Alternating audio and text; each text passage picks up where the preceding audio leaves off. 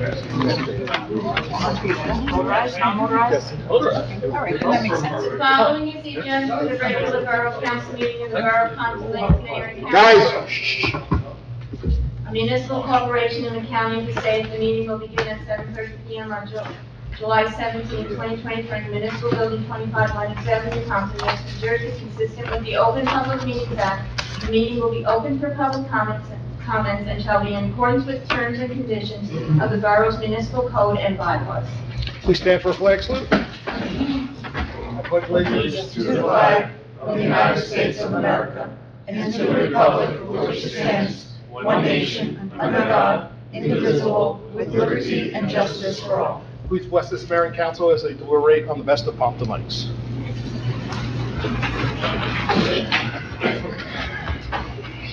In conformance with the Open Public Meeting Law, Public Law 1975, Chapter 231, adequate notice of this meeting setting forth the time, date, place, and purpose of this regular meeting through notice posted on the bulletin board in the municipal building, mailed to all requested and paid for same, and published in the Suburban Trends. Roll call, please. Mayor Sarah. Here. Council President Delano. Here. Councilman Cruz. Here. Councilwoman Kent. Here. Councilwoman Hilda. Here. Councilwoman Collier. Here. Councilman Bennett. Here. With us this evening is our Borough Attorney David Rutenberg and our Borough Administrator Michael Burrell. Okay, we're going to start with a pilot presentation from our Phoenix advisors, who I don't know exactly which one they are. You step right up. You want to sit down, or you'd rather be at the podium? Or I'll stand. Okay. You want me here? Yeah, right there's fine. Okay. Excellent. Good evening, I'm Anthony Inverso from Phoenix Advisors. Pleasure to be here tonight. Going to make this very basic, 'cause I'm not sure how familiar you are with pilots and the concepts. And good thing I'm not trying to read that because that's really small. But I'll go through this. I'll go through the slides and information and answer any questions you have. Feel free to interrupt me along the way if there's something I'm saying that you don't quite understand or you want more information on.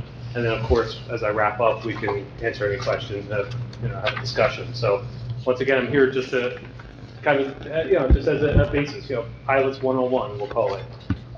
So what is a pilot? Okay, it stands for payment in lieu of taxes. Okay, it's essentially what a property owner would pay the borough instead of paying taxes. Okay, very simple. And typically, they're used for projects that need a little help to get going or to as an encouragement for development. Usually you see pilots used in areas that have been struggling or underutilized or vacant for a very long time. So in order to incentivize somebody, a developer, to come along and redevelop that property, the incentive is the pilot. So they'll end up paying less than taxes typically. So pilots are governed by the state law, long-term tax exemption law. There's different types of pilots you can do. You can do a 5-year pilot for certain properties, and there's standards of how the payments are done on a 5-year. But typically, what is usually done in towns is something up to 30 years.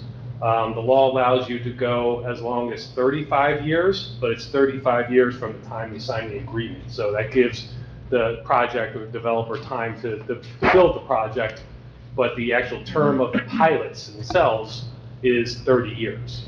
Okay, but they give you that 5-year window because sometimes projects start and stall, or they take a lot longer to come off the ground than expected, or economics change, and all of a sudden the dynamics of what they thought they were going to build has to slow down or get slightly altered or done in phases. So there's a 35-year full extension. And I realize I'm not really following the slides, so I apologize. But why don't we move to the second slide? I don't want to just read it, but I guess I'll just stay on the slides. I'll read it a little bit more, and then I'll kind of go off. So I mentioned that the pilots are usually used for projects that need help. Okay, a lot of times if there's an important project coming in, but the economic conditions would make it difficult to get finance. Because mostly developers come in, they're not coming in with their own cash. They're getting financing from outside entities. So the assurance of a pilot payment allows that financing to happen. Whereas a bank or a financier may say, well, I'm not really sure what taxes are going to be in the next few years. They could go up the normal 2% that we see, or there could be shifts up and down. We don't want that uncertainty. We'd rather know what you're going to pay as a percentage of the revenue of the project. So that's kind of the reason that a developer looks for a pilot. One of the many reasons. We'll just go through this a little bit more. I'm not going to read all this, but I've said this, that they're unable to attract private investment, so that's why they would seek a pilot to help in that regard. For the municipality, so why would a municipality do it? We know why a developer is looking for it, but why would the town do it? I said a couple things.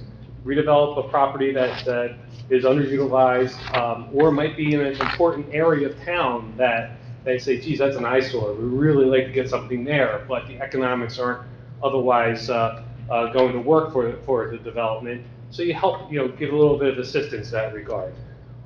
It's also allows the town to have some more decision-making power over the process of the development.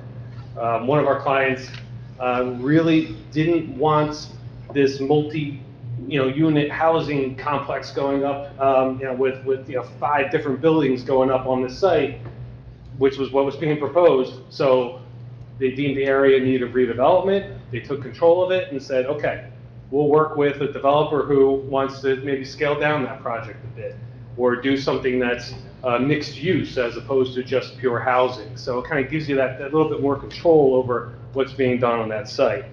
Ultimately, the pilots are a partnership between you and the developer. You are trying to encourage the development.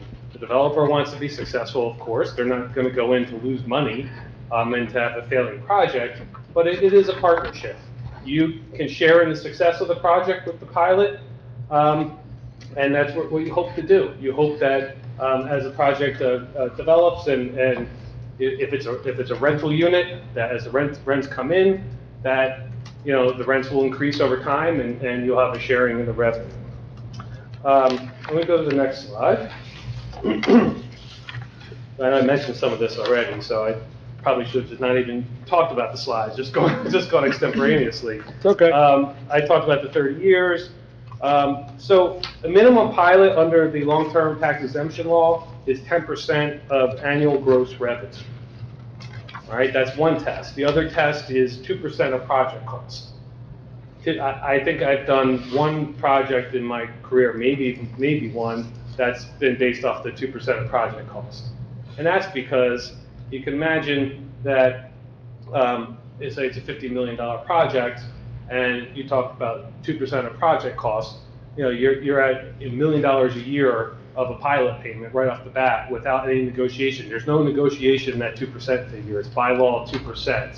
So most times the developer says, well, forget it. I'd rather just pay regular taxes. There's no way I'm paying that. So that one usually we have to do it. We have to look at it as an alternative, but usually it never gets done.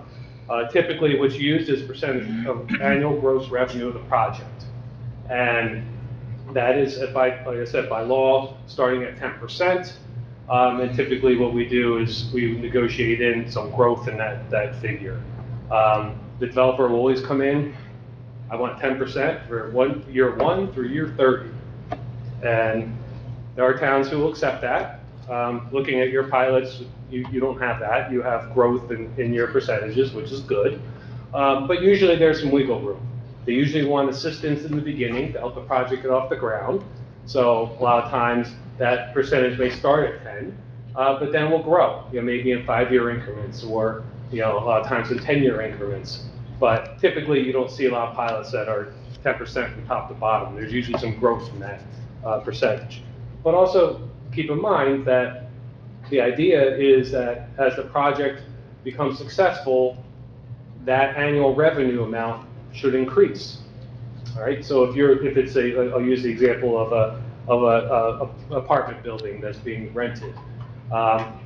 Typically, the rents are going to increase every year if it's successful, or they can attract people to rent the units. So as those rents go up, say 2% or 3% a year, your revenue is going to go, the borough's revenue is going to go up as well, because you're getting a percentage of that revenue each year. So that's why I say you share in the success of the project. And what is the fallback if they don't reach those?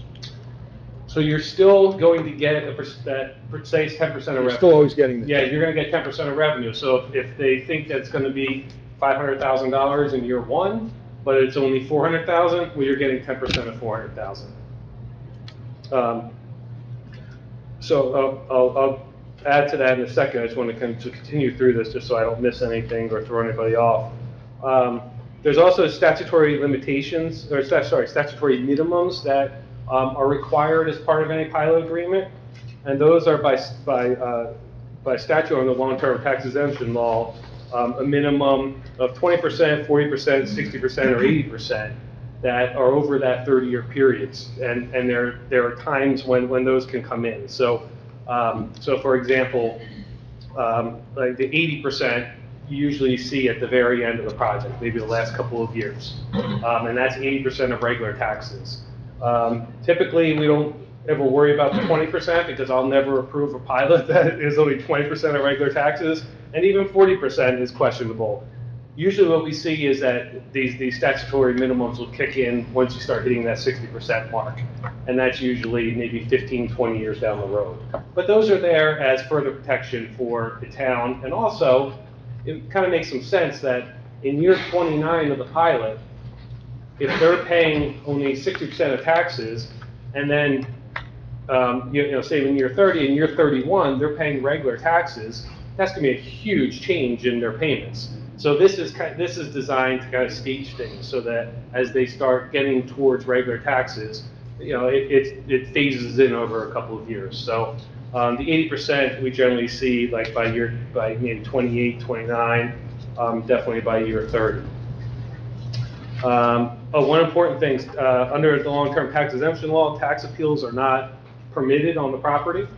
So that's an important consideration. This actually came up with one of our clients recently, where they wanted to appeal the value of their property, and they're not allowed to under the long-term tax exemption law once they have a pilot.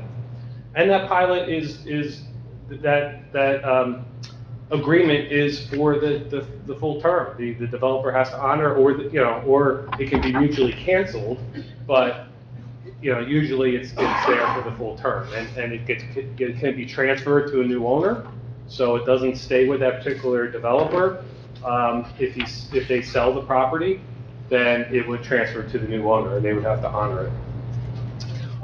The borough can cancel it if the developer's not paying under the pilot, or this happens.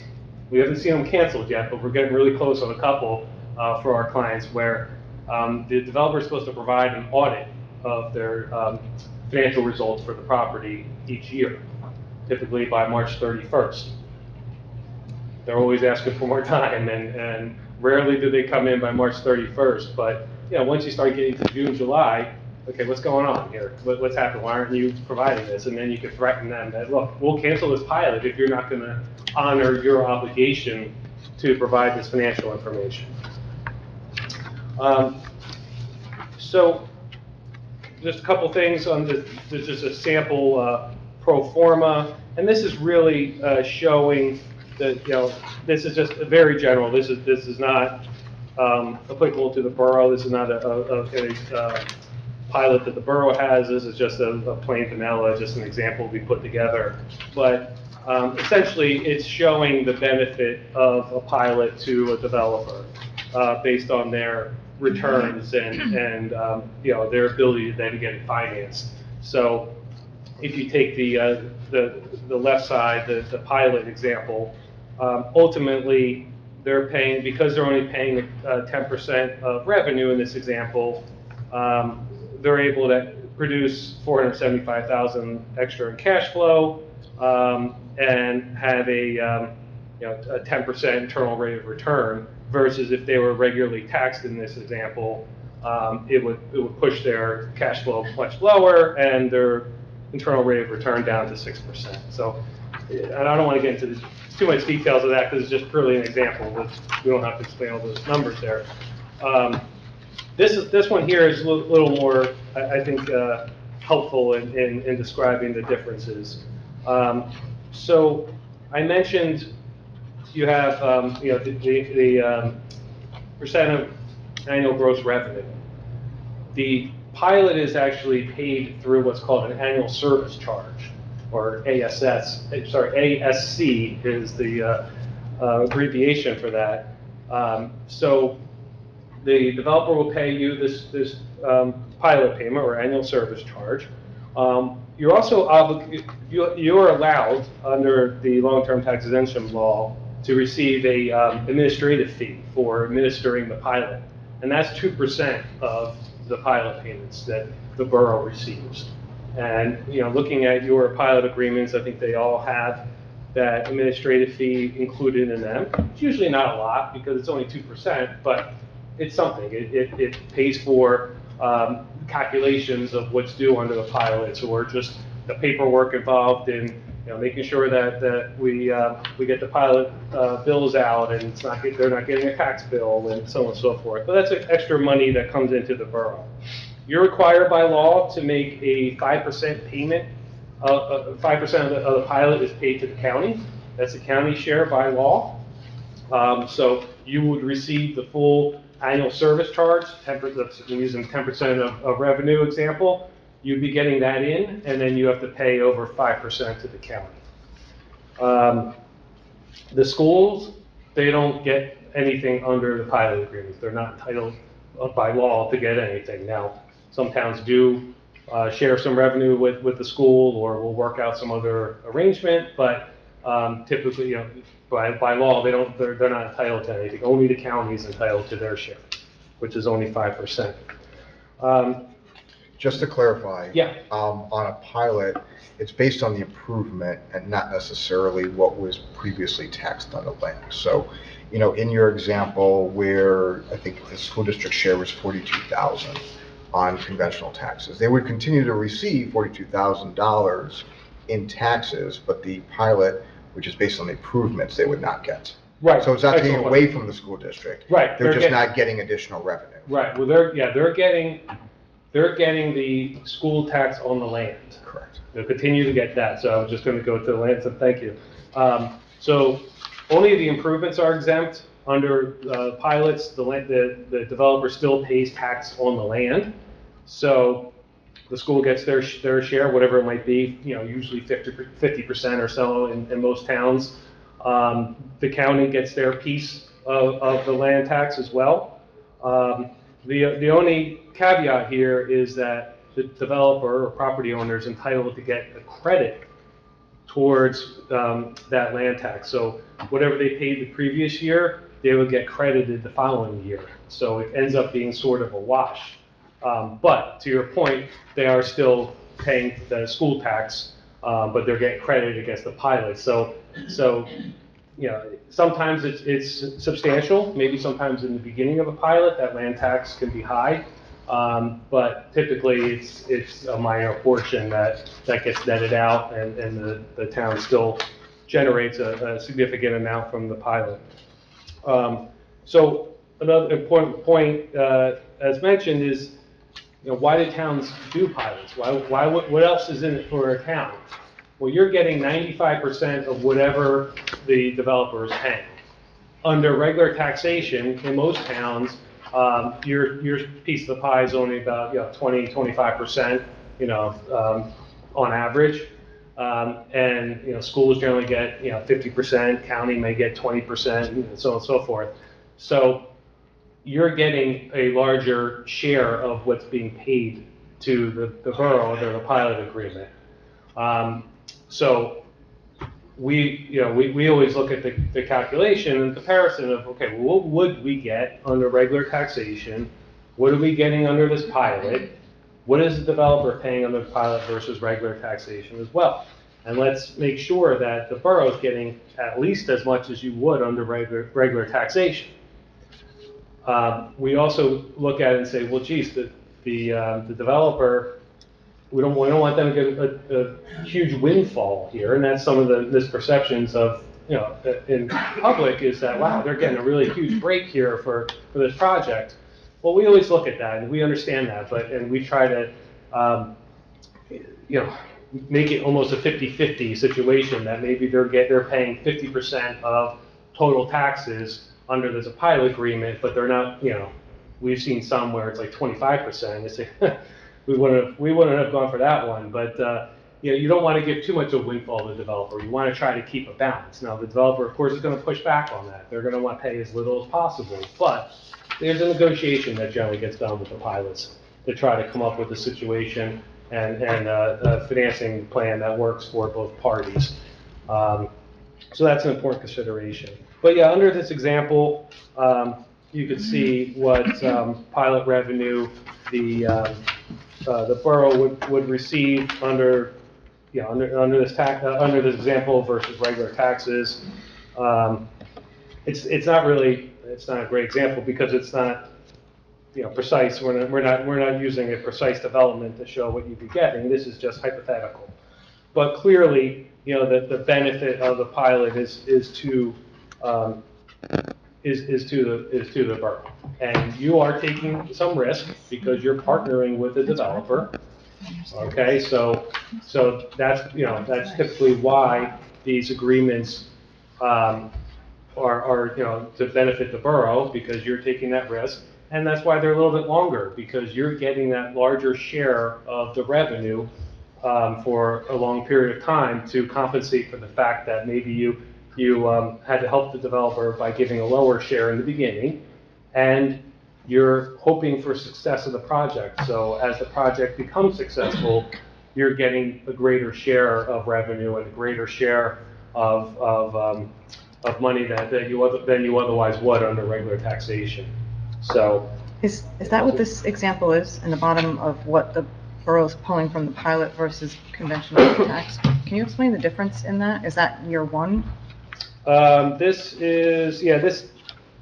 just a purely hypothetical example, but it would be in year one of a particular project, whatever we use for this example. I'm not quite sure what project we use to come up with these exact numbers, but yeah, it's just showing the difference of what you would be receiving. So, for example, under the pilot scenario, you're getting $236,000 of revenue after paying for the county piece and giving the land tax credit. And you would, that's versus what you would get under regular taxation would only be $195,000, because you would be getting only 25% of regular taxes. And what that $20,000 number is down at the bottom is you're still getting that land tax revenue. But what's the 77 versus the 780? Because you're not getting you're not getting full tax revenue on this project. You're getting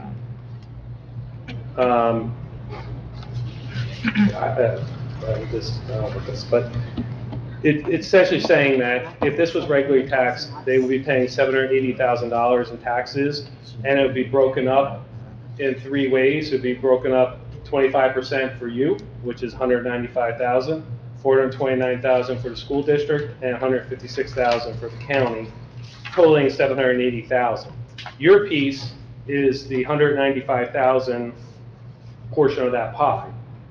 By comparison, under the pilot, you're getting 95% of the pilot revenue, which is $236,000, plus you're getting $20,000 on the land tax payments. So you're getting $256,000 under this scenario. So this example is $61,000 more in revenue to the town versus what they would receive under a regular taxation. So that's what it's supposed to be. Per year, for that first year. Yeah, yes. Yeah. I mean, it changes, but yes. Yeah, this example is probably too simple without any more context, so I probably should have pulled it out because I think it creates more confusion than helps. But the point of it is that under the pilot, you wouldn't do it if you weren't getting at least as much revenue as you would under regular taxation. Okay? Because why would you give the developer a deal when you're actually earning less? That doesn't typically make sense to us, at least. We wouldn't recommend that. Can I ask you a quick question? Yeah, absolutely. So obviously, let's say hypothetical, 2 apartment buildings are put up. But prior to that, the study had to determine whether or not we needed additional police force, additional firemen, infrastructure in itself for the municipal, so obviously we're getting that money, but obviously if 20% of that now is gonna be redirected Mm-hmm. Yep. to obviously accommodate based on that ratio. Is that, so what is the true number really when we started talking about that? I'm assuming you've been through Yeah. some negotiations where that was part of the picture. Yes, that always gets taken into account. That plus, in addition to that, if it's an apartment building, how many school kids are coming? Right. All right, because while the school district may not be getting anything out of this pilot, if all of a sudden there's 50 new children that are going to be in the school system, maybe there's additional cost for that. But yes, the additional cost for policing, fire, that usually is considered.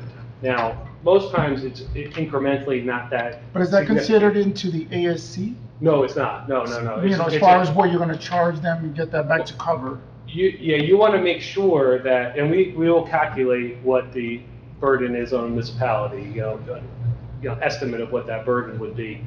And you want to make sure that the pilot is significantly higher than that, because to your point, why would you go in, if you're going to make, $100,000 on a pilot payment, but it's going to cost you $90,000 in additional salaries and personnel, it doesn't make sense to do it. But yes, it is something that definitely is considered and can be significant depending on the town and the project. Thank you. Yeah, absolutely. All right, so just to kind of wrap up this, and then so I'm happy to answer any more questions. Some of the other things, that are important to think about are, the flexibility that the pilot can give you in the project type that's coming along. The transparency that I talked about, the annual audits. They also have to certify their project cost at the end of the process. So there are some reporting that they have to do, and that allows the town to ensure that this project is performing as expected and the revenue they're telling us is legitimate. They can't just say, oh, last year was a bad year. We only produced, 200,000 in revenue when we thought we were going to do 500. Well, show me the numbers. Let me see. And that's why they have to get an independent audit to certify to that. Every year, right? Excuse me? Every year they have. Every year, yeah, every year. Now, the first year is always tricky, because the first year, as the pilot comes online, we have to make an assumption on what the revenue will be. And typically, it's based off of what they had told us initially was their projected revenue, or maybe we haircut that a little bit, because, you want to know what you're going to get out of the pilot in the first year. And then, after that first year is done, they're supposed to produce an audit by March 31st.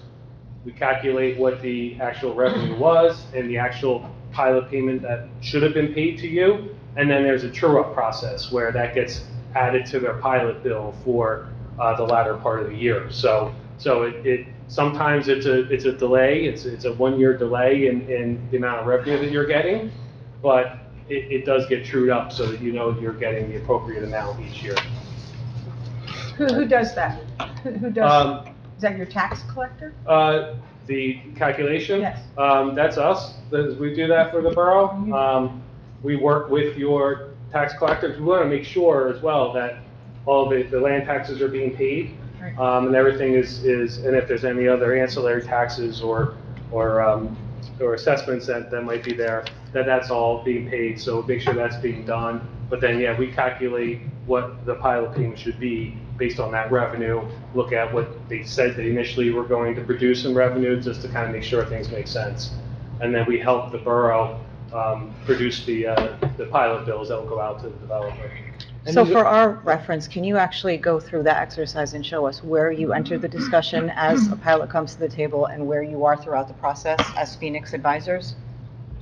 For a particular project or Yeah. in general? So your role for us as a developer approaches us with a pilot, where you step into the conversation, what you look at, and how you follow through? Absolutely. So typically what we do is when a developer submits their application for long-term tax exemption, that's sort of when it'd be a trigger for us to be involved, or our clients will bring us into the picture, because now there's something to start looking at. Because before that, you know, it's conceptual, it's plans, and then we will, you know, sometimes there's a draft financial agreement that comes out right away. Other times that comes out later in the process. It depends on the project and the town, how they do things. But yeah, once that application's submitted, now we have something to start looking at. And then we'll request from the developer certain numbers and schedules that we need to do our analysis. So then we would start now analyzing the project, what the objective revenue would be, what the costs are, look at that 2% of project cost calculation that I say usually thrown out, and look at what they're proposing and calculate what their returns would be under their proposal, and then come up with a counter proposal. Excuse me. And then, you know, to determine, you know, we don't just like say, okay, well, they want 10%, we want 11, okay, great. We look at what that would do to their returns. I mean, we want to make sure the project doesn't crater because we're hitting them hard with a crazy counter proposal. We look at, okay, with this counter proposal, would their returns still be sufficient enough to get financing for the project, make the project successful? So there's a balance. But we would then propose a counter proposal for the borough's consideration, and then that would then be, if it's approved, then it would be communicated to the developer or their attorney, and they would then come back and either accept it or come out with another counter proposal. So it's a give and take process along the way. And then we make sure that whatever's going into the financial agreement is reflective of that agreed upon proposal that we developed. At that time, is that when you decide or determine how long a pilot should be? Well, that's a great question. Developer's going to come in typically with a 30-year request. And if there's, that's usually what we would ask our client, well, what are your thoughts here? You know, we have clients who say we won't go beyond 20 years, and that's a policy decision. So we would then calculate everything based on a 20-year, tell the developer they're not getting anything longer than that. But usually it's not up to us to say this should only be 15 years or 20 years or 30 years. Usually that's something that we would develop with the client, with the borough, to determine what's your goal here, what's your desire. Here's what the numbers will look like over 30 years. Here's what they would look like over 20. You know, what are you most comfortable with? And sometimes it's precedent. Sometimes clients will say, you know, well, we've done 30 years for this one, you know, we'll do 30 years for this project as well.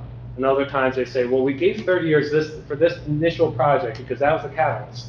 That was the first one we were in, so we were a little easier in the negotiation. But now, from now on, we're not going beyond 20 years or 25 years. And they're not done by size? I thought maybe they were done by, like, you know, if you have a project with 300 units in it or a project with 20 units in it, what the difference would be. Well, typically a 20-unit project, a really small project like that, doesn't generally get a pilot because of the size of it. There's not enough economically in the project for either side to make it worthwhile, but we have seen small projects done. But yeah, a larger project would probably get to 30 years. I mean, So you're going to evaluate that, because I think we have some pilots that were given out for 30 years on some small projects. Yeah, there are some small ones. That Yeah. wouldn't normally, I mean, you know, you have some projects that come in with a couple hundred units, and that's a 30-year, but then you have something that's being developed that's very small. I don't understand do you look at that and determine where the break-even point is for, if that were to be done without a pilot, what its present value is in the improved state, what that taxes would be versus how many years it takes Yes. to realize that? Yeah, we look at all that, and we actually we've had some projects where we say this just doesn't make sense. I mean, we haven't been in the initial review stage for any of the rural projects yet, but for other clients we have said this doesn't make sense. Like, why would you give this project a pilot? Like, you know, it's your business, but you know, from our standpoint, we don't see that this makes financial sense. So we may say that. You know, it depends on the project. But it also, other issues come into play. Where is the project in town? Is this an eyesore corner lot that really needs help, that we really want to see changed, or the previous use was so bad, we want to make sure that that same thing doesn't come back. We want to control this, and we're willing to maybe negotiate not as favorable of a pilot just to get a better development there. So those things do happen. But So then finishing where you came in, so you walk through the analysis of the proposed pilot, and then you stay on to continue following the audit, making sure Yes. that, Mhm. for revenue, is that different for each? What's rolled up into revenue? Is that coin-operated laundry? Is that parking? Is that just rent? Is that negotiable? It depends on the project. If it's a mixed-use project, it's the revenue they produce from their facility. So it could be all those things if that's part of that project. Other times it's just apartment rental units, or if it's we've done office buildings, so it's just lease payments for the office space in that building. So. Yeah. So if there's retail in the establishment that's being built, that's being considered into the number usually. It's usually the rent that retail Right, the rent entity is that they're paying. paying The rent the would owner be- for that space. but Private that's- business revenue wouldn't be rolled up, like, there's No, no, we- it's we just just- a rent. Because it's on the property, it's the property itself, it's the revenue of that property. So we're not concerned with, how many sandwiches Belly No. sells or anything like that. We're concerned about the owner of that building, what they're getting in rent from that sandwich shop. All right, so maybe you spoke to this, but in a climate where there is a lot of retail rental, and we have some years where just retail exits and they're sitting there empty, what happens if revenue decreases significantly in that year or a few years then? If you're just purely percentage of revenue on the project, then you're getting less revenue than, through that pilot. But the flip side of that is if it was regularly taxed, then if they had multiple years of lower revenue than anticipated, they would likely appeal their assessed value. And say that, look, we're not, this property is not worth what it was 3 years ago because X, Y, and Z. So it would be a similar effect that you would probably be getting less tax revenue at some point because their value would be going, assessed value would be going down. So there is that counterbalance, and that's the thing that, everybody goes into the project hoping for success, and many times projects are successful, but there are times where they're not. So what we typically do is we try to ensure that there's a minimum that the developer's paying. So that, and they don't like it, they'll push back on it, but we want to protect our clients on the downside. So we usually do it, maybe as a percentage of regular taxes, of total regular taxes. Usually we try to get to that 50% level from the start. Not always successful, but we get pretty close. And most times that's good because that 50% level might be more than what you'd be getting in regular taxes anyway. Because if your share of regular taxes is only 25% of every dollar, if you can get 40 or 50%, in this scenario, you're happy. Or depending on the type of the facility, we'll just do a minimum that's based on the square footage of the property. Yeah, we have minimums built into our pilots, right? Yeah, so that's important, like on a warehouse project, we try to do that, say, okay, look, hopefully you're fully leased, but if you're not, you're still paying a significant amount to the town through this minimum pilot. We're not Which is gonna- usually more than we'll collect on that 25%. Exactly. You're referring to experience with large warehousing, redevelopment, and big industrial spaces and some larger apartment buildings. We're at a 5-story limit now, and these aren't going to be huge developments. Do you have, in your experience, a floor at what you see? Like, anything below this amount of units does not make sense to give a pilot to? There was one recently that we did that was, I forget how many units off the top of my head, but it was small. It was like, I don't know, it was 25 units maybe, something like that. And we said, look, this doesn't make sense. It like sort of phase 2 of another project that did make sense, but this was kind of an add-on. We said that just really doesn't warrant doing a pilot for. But it is a case-by-case basis. Okay. But we, once again, we're working with you, and we don't necessarily fully know the goals of the town and what's ultimately important on the various developments. So we may say that, financially this doesn't make sense, but is this really important to the town? Is this going to spearhead something else so that you may be willing to do a pilot here, knowing that this could be a catalyst for something else coming along? So we would have that discussion. I mean, we would make our recommendation, but we wouldn't necessarily ultimately kill the project, but we would say that you might want to reconsider this one. Okay, any other questions? Yeah, I just have one more. So I hear pilots and I hear apartments. Are pilots used for anything else to revitalize a town? Other than just using it to build apartments, you got retail, you have, many businesses that maybe can use a facelift to really improve the look, attract, obviously more customers. But all I ever hear is pilots are with apartment buildings, Mixed use. Yeah, it's housing and mixed use is a lot, other than warehouses, but I don't think you want to put a warehouse down. Yeah, the mixed use is, and that's something that the borough can direct. So look, we're not going to entertain if this is just all housing. You need to have mixed use, but good mixed use. We don't need another sandwich shop next door to one that's already there. We want something, create something new that's going to help revitalize downtown and not just be pure housing. But it'll always involve both. Not always. One or the other. Not always. It's just that, that's what we're seeing right now. Because developers know there's a need for housing. There's a need for reasonably priced housing. I say reasonably because when I see the rents that they're charging, It's crazy. I shake my head. Like, are you kidding me? But people are paying it. But that's the driving force. Warehouses have been big for the last couple of years as well. Is that primarily for them because most municipalities have to address the affordable housing?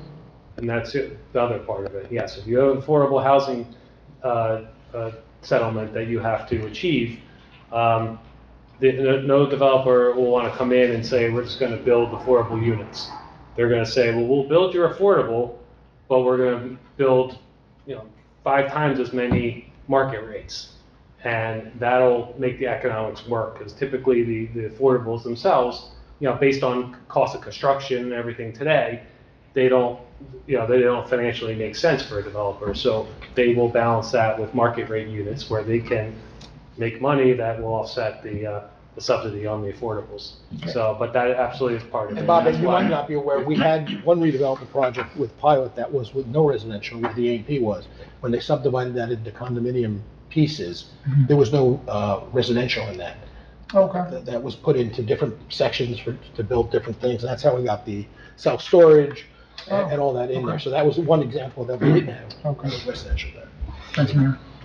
All right, any other I questions? have one more. Anybody else? Yeah, as far as public improvements, what are some examples of the last bullet point? Oh, yeah, so thank you. I was gonna, thank you. So we have seen situations where towns have required a developer to either assist, provide a contribution towards infrastructure improvements in an area, if it's something that may affect traffic flow. Say, okay, well, you need to improve this intersection, or you need to improve the roadway or the access roads. We also have seen towns say, we need a new community center or a new picnic pavilion. As part of this agreement, if you give us funding for that, we'll approve this. It's, or upfront payments are more popular, where it's not just a specific project, but all right, if you give us an extra $500,000 up front, we may be a little easier on you on some of the latter payments on the pilot as a counterbalance. And that $500,000 will be used towards the fire company's new fire truck purchase or something like that. We've seen that. We've seen park improvements as part of it, because yeah, you're building this facility and there's that community park that really needs new equipment or is kind of run down. Why don't you contribute towards that? And a lot of times the developers are willing to do that because now they can, help the public see the, perception of, okay, this project is helping our community. They're not just building this building standalone, they're doing something else that's going to help us. So, so that does occur. Or the process now, they're building as a community center, or we're doing our community center. So- There you go. Yeah, so it does happen, and it's a balance. It's usually they're not giving you a $50 million community center. Usually it's hundreds of thousands or $1 million towards that, or it helps with it, or depends on the type of facility. But yeah, we have seen those come in. And I mean, to your point about the public safety, real example is that there was a town who they needed to buy a new fire truck, and because of this project, they knew they needed that fire truck, not just solely because of the project, but this certainly kind of tipped the scale that they needed it. So the developer did make a contribution that they used towards that fire truck purchase. So so those things can get worked in. It's a part of that negotiating process. Sorry. Okay. Thank you. Anybody else?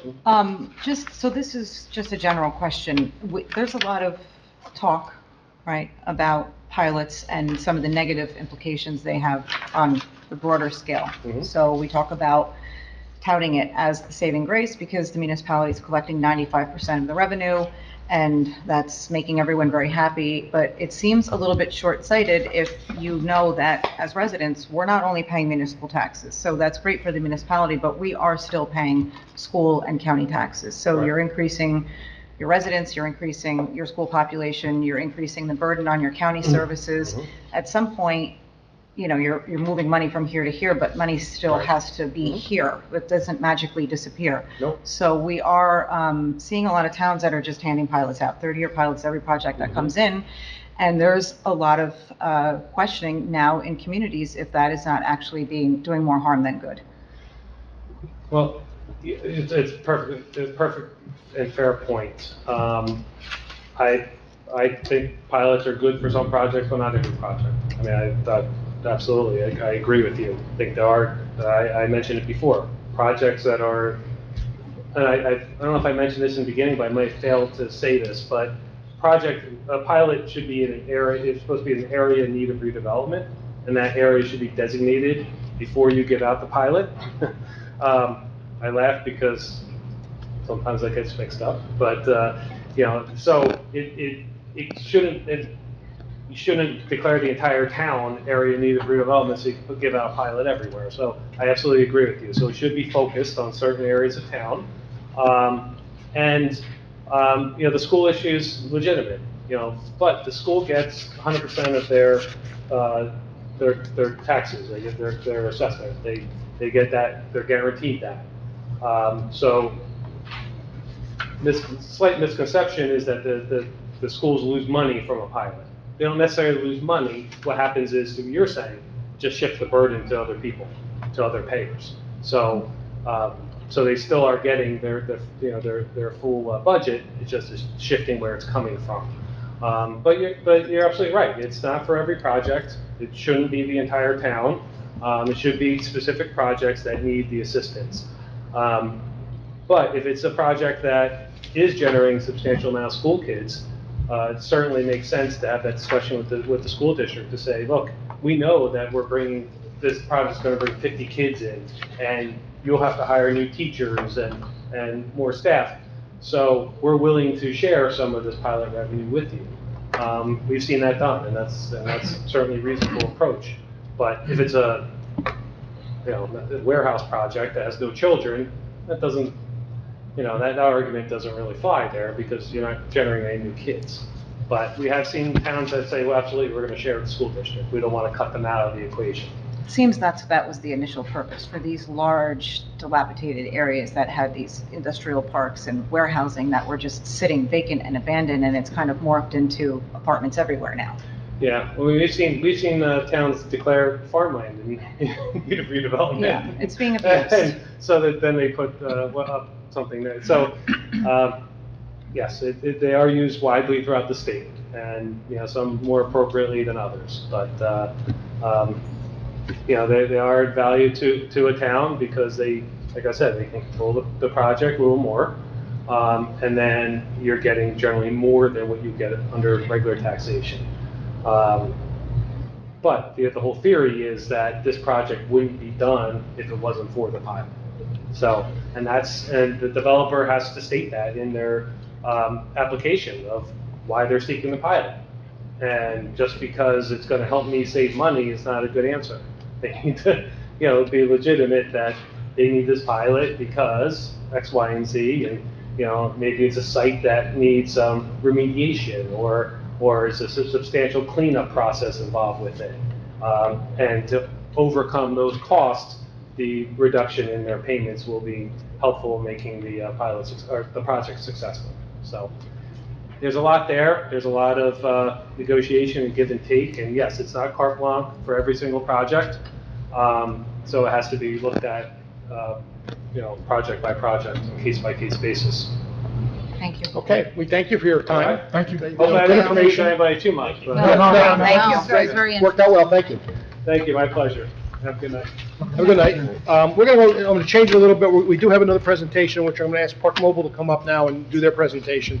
It shouldn't be so long, right? But it's about our parking system, and you'll talk more about that, so why don't you do that? Yes, I'm Shane Monteverdi, the Regional Sales Manager. I'm here with my Director, Ron Ross. I'm going to present, and then if you have any questions, he's also here to help with questions, but we can just get into it. So Park Mobile has 65 million users nationwide, on average about 15 million monthly transactions, and we're the provider in over 600 cities and municipalities. We're ranked number 3 in the navigation category of the App Store behind Waze and Google Maps.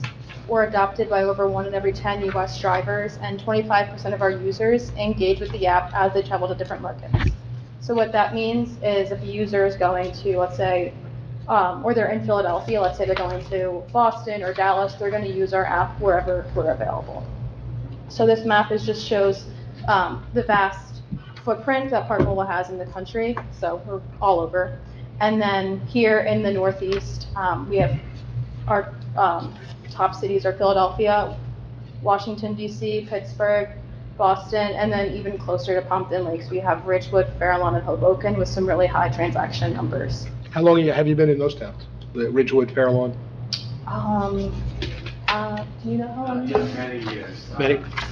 Over 10 years in some of them. Okay. One of our newest Hackensack, which is about 7 minutes from here, I believe. Yeah, that's a little farther, but Fairlawn and Ridgewood are pretty close, actually. So here, we're also just showing you the success of our recently awarded contract extensions with these long-term clients. So again, Ridgewood is on there as well. So just showing you the success that we have in our large cities. So we're also integrated into the entire parking mobility ecosystem. So we're integrated with over 100 different types of systems in the parking industry, from enforcement to meters and so on.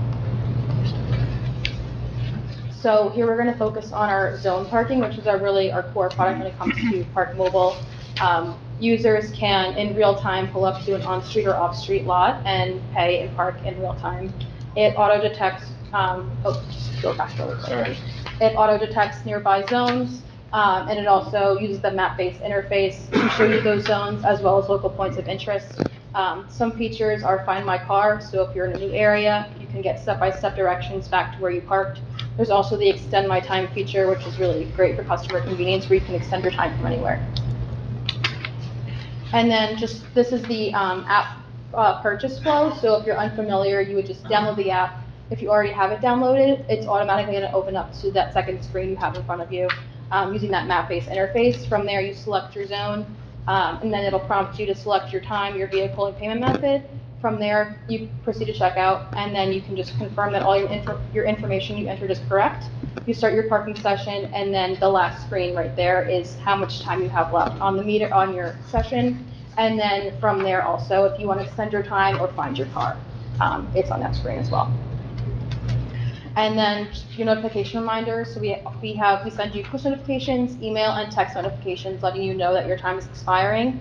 And then my favorite is the live activities feature, so it's also that added level of customer convenience where you don't even have to go back into the app. You can just have the timer on your lock screen, so you can just look down and see how much time you have left in your session. So I should just add that Mike and I met with them and talked, just for the council's perspectives, we're incorporating student parking into this, workers who work downtown, all those things would be incorporated into this packet that we're presenting, just so it's not just the parking we're talking about. How does that work with the permits for the kids? They can work it out, they can do that, set up with, Mike. I'll discuss it at the end. Go ahead, I'm sorry. So also Park Mobile gives multiple options for contactless payment. So we just did the pay by app walkthrough with you, but there's also the option to pay by web and pay by text. So pay by web, you would just go to our website and then check out that way. It also has the option for guest checkout for those who don't want to make an account, they don't have to. And then pay by text, you would just text a number located on our signage. You would text Park, to a number on our signage, and then they'll send you a link to our website to pay that way as well.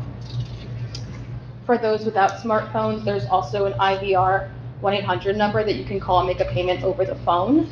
And then also our signage is that 12 by 18 aluminum sign with all of the info to get started. And then if you're unbanked, there's also the option for prepaid cards that you can get at a local CVS or Walgreens as well. And you accept PayPal, it looks like? Yes, for merchant of record, yes.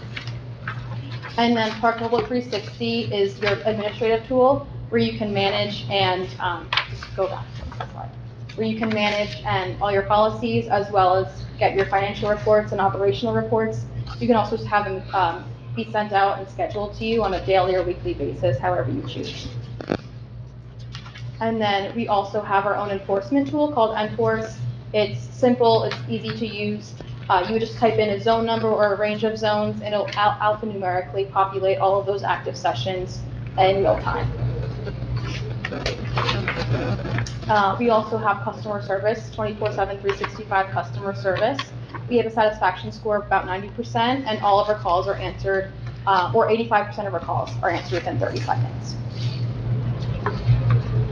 And then just some advertising. So we also have a great marketing team. They can work with you for any digital or social or press releases that you're interested in doing as well.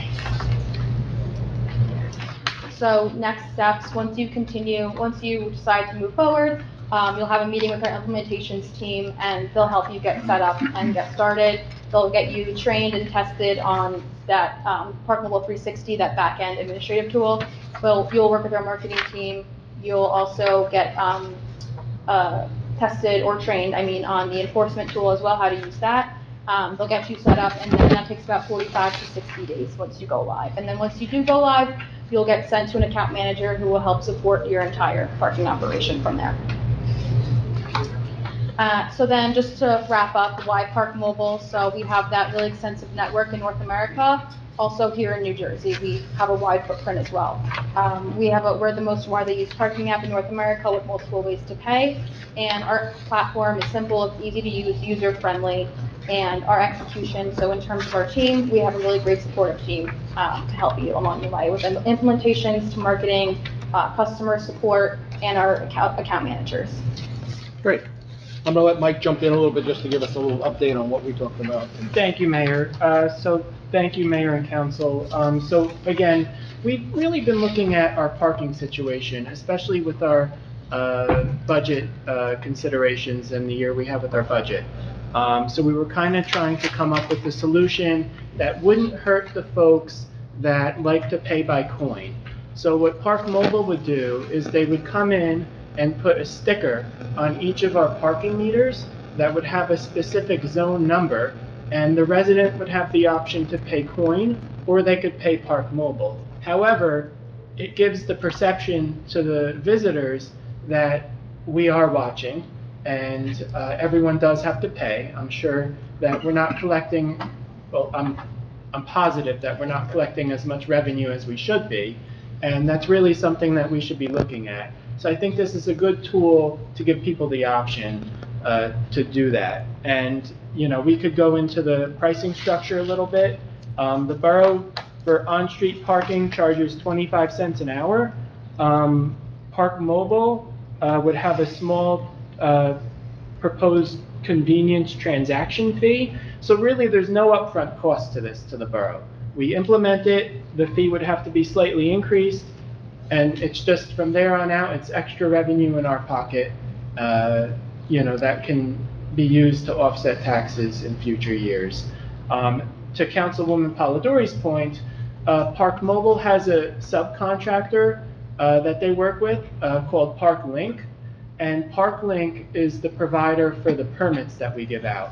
So we give out student permits, we give out the residential permits, and we give out permits to the employees in the adjacent businesses. Park Link has the ability to give out those permits based on what we charge, which is anywhere from $100 to $150 a month for those spots.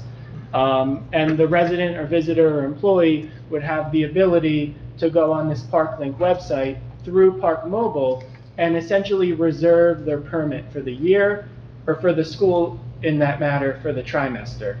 They can customize the length of the permit for us. There is a small fee to Park Link, but again, it's built into the ongoing cost of the program. For instance, some of our residential apartment buildings that use the Pontal, that is a specific program inside of ParkLink where they would give those residents an access code. So you see a lot of times the developers will purchase the parking spots for the residents and essentially upsell them, perhaps.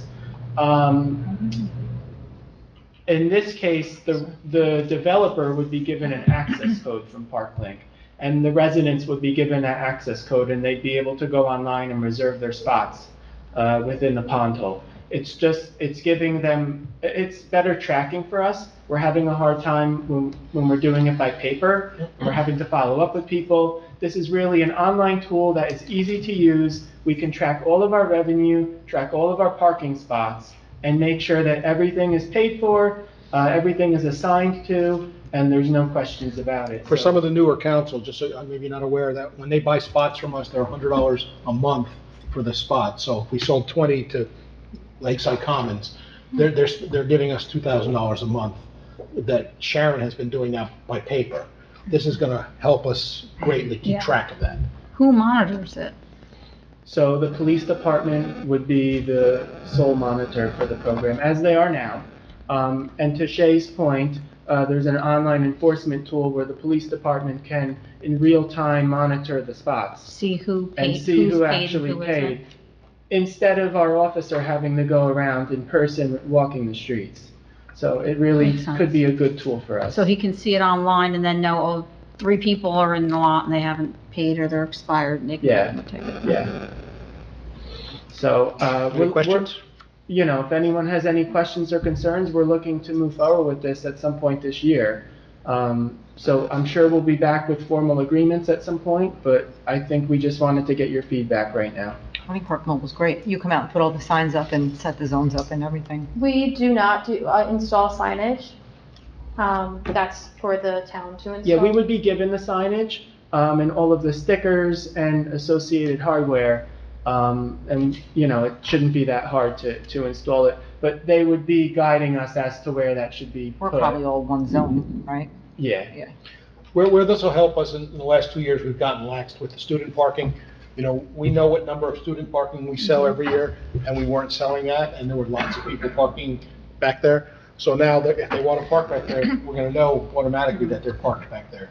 So we'll know right off the top, there's 17 people paid in the school to park back there. And we're hoping this is a convenience Yeah. to the students, because the parents are having to come in here in person and purchase the permits. They could essentially be given the access code from the Board of Education and reserve the spots through the app, and it's all taken care of right away. So how would so the question is that if you're a senior, you're driving and you're borrowing mom's car one day, you're borrowing dad's car the other day, is it gonna allow you to register multiple vehicles that are allowed to park there by license plate? Within the app, you have to register your license plate. So you could have multiple vehicles Okay. saved within the Park Mobile app, correct? Yes. Yes. within And Park you could Mobile. choose whichever vehicle you're using. That's a good given question, day. though, because they are driving different cars. They drive in different cars, not all of them have a Yeah. car, so. For ParkLink, the permits, I can't answer to that Yeah, question, but for Park Mobile, you Yep. can have up to 5 vehicles saved in your account at one time. But ParkLink is the one that they would be using for, Yes, and let me just add an important point. ParkLink would be for the permits only. However, Park Mobile would have an overlay over the pond hole for our daily parking. So any resident that goes down there for the day, you know, hey, I'm gonna visit a store for an hour, they would pay through Park Mobile, not ParkLink. ParkLink is really an inside tool for us to give out the permits, not so much for the public, in a way. But Park Mobile would be in the pond hole as well.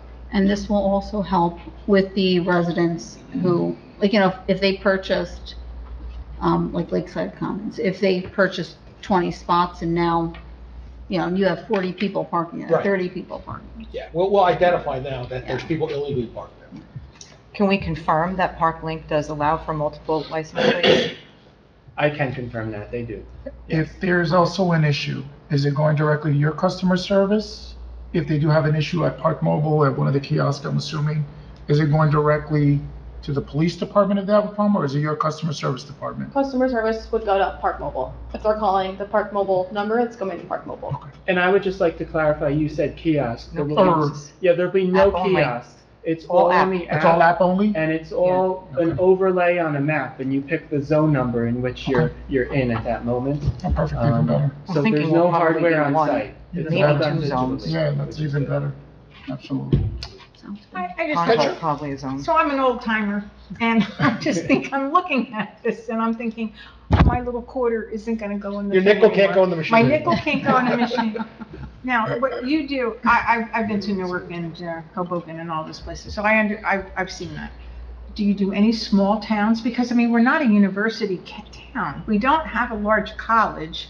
I'm trying to think of all the reasons that, and the places that you mentioned, all have large universities, you know. Well, you have Fairlawn, they do Stevens. Fairlawn. Fairlawn has a huge population, lots of different, I mean, they have 208. We don't have that kind So of. Verona has it. and Westwood. Verona is pretty much the same population as Pompton Lakes, very close.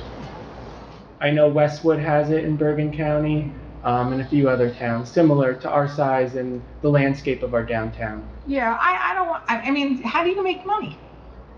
Yeah, That's their problem. They collect a service fee off it, so It's a the user parking will fee go off up. But if you're in like dinner or the hair salon, One parking lot, right? So you can use it in a small location, you can use it all in the city. Morristown has this in an 85 car parking lot, it works well there as well, so. I think it's good for the police officers Yeah, it to is. manage the data. Enforcement is gonna be on time, they're able to address it. I think going to Michael's point, how do we really know? You know, and they have to go out there, so even at a smaller scale, technology-wise, does offer us this particular solution for the police department. Well, I think there's a lot of people that I'm not, park there that I'm probably just shouldn't have. suggesting that, you Yeah. know, we're a small town and, I mean, that's a lot to digest for people that just want to run in and get the ice cream at Randy's Ice Cream or at the, you know, or at the ice cream station. They want to stop, buy the kids an ice cream cone, and all of a sudden we're dealing with, you Well, know, cones and meters. yeah, it's definitely a concern, but they have the right to pay by coin still.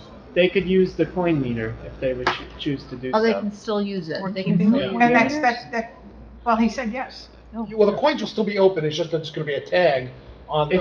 It's a sticker on the coin meter telling the resident, all right, this is zone number 2, so I could pay on Park Mobile in zone number 2, or I can pay by coin. We're giving them the option, because we don't want to take away the option of coin, because we have a lot of older residents that want to pay by coin. Okay. So we think this is a good compromise. But if you don't have that nickel, then you could pay it online. Yes. Oh, it's happened to me Yeah. before. when you're in Simon for 3 hours, you can pay right from your hair chair. Yes. I have a jar of nickels and dimes and quarters, okay? I like. And you could extend your time. Yes. And you could extend your time. And how much, and the parking price now has gone up from a quarter to an hour to how much? No, it's still. 35 cents. Yeah. We're not changing that? No, right now we're not, no. Well, if you're sticking a quarter in there, no, but if you're paying If you're on paying the Park app, it's Mobile, like probably Yeah. 35 cents. there's a small charge to Park Mobile. You said it was. That's how they make their money. Well, that's what I was But- asking. How do they make their money? It's through the, It's through the, The finance the of that? financing. So right now, it's still gonna cost you the quarter for the hour if you put a quarter in. But it's gonna cost me 35 cents. it's gonna cost you more for using Right, the app. yes. You can pay more. You can make Yeah. your money. And I It's, do. it's gonna cost more to use the app. But to Shay's point, people will use the app. Oh, no, no, you For probably will. convenience, Yeah, so, right. we're expecting an increase in revenue for sure. Does the signage provide any QR codes that make it easier for people to install the app or load the website? There's QR codes on our signs. There's also the pay by text, and Like the that'll pay by give you a text. link to our website as well. And then it has all the info to get started, how to download the app, where to download the app, all of that. Thank you. Any other concerns, questions? I'm excited. Nope, thank you. Thank you for so the much. report. Thank you. Thank you. Thank you, guys. I'm excited. Okay. Now to start the meeting. Motion to open the meeting for public comment. Motion. Council President Devine, Councilwoman Halidori, all in favor? Aye. Against? Anyone from the public like to address? Oh, yeah. Anyone from the public? Going once. Step up, please. Good evening, George Paul of 1104 Colfax Avenue. I'm here to talk about the pipe that's destroying my property at 1102. We started this discussion and I received an easement draft back in October. I received a second letter with no attachments, no movement forward, no modifications to the easement on April 2nd. I've been in touch with Mr. Corelli since then, but now I'm in a worse shape because in order to ever get a shovel into the ground, I had to contract with a engineering firm, get a topographical survey in order to comply with the town, in order for them to lay out the final plan. Right now, Mr. Corelli has asked me to give him a quote, but until the engineering firm gets paid right around $10,000, they will not release the final plan that I can turn back over to the 6 contractors that are bidding on it. I still don't have the agreement. You know, we're not going to hit the ground running or put a shovel in the ground in September if, we don't move ahead. I'll provide an update after the I'm session. sorry, sir. I'll provide an update after the open session. Why can't I hear what the open session is? Do I have to sit here all night? I went through all the... Excuse me. What's gonna happen is everybody's gonna get to ask their question, and then we're gonna answer your question. Okay. What's the plan for the borough engineer to finish review? We'll answer Even that. the preliminary. We'll answer that for you.